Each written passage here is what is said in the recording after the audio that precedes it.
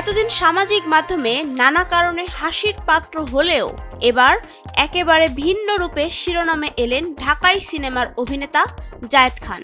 দীর্ঘ ৩৭ বছর ধরে প্রবাসে বাংলা সংস্কৃতি তুলে ধরা প্রতিষ্ঠান ঠিকানার প্রথম অরিজিনাল শর্ট ফিল্ম আমেরিকান ড্রিমে প্রধান চরিত্রে দেখা যাবে তাকে।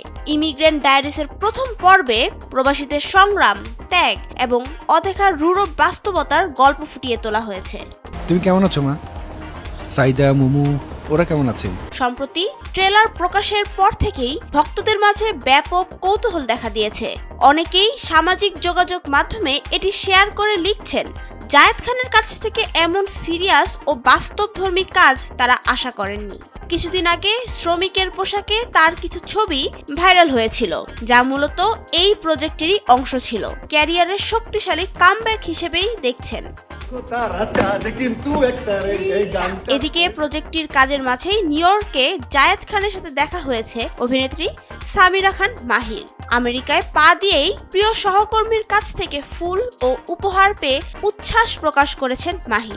জায়েদের এই নতুন যাত্রার জন্য শুভকামনা জানিয়ে তিনি সামাজিক মাধ্যমে ছবিও শেয়ার করেছেন।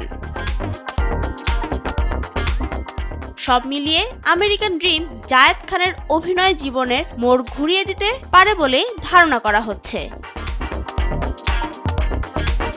নাবিলা রহিম, সময়ের আলো।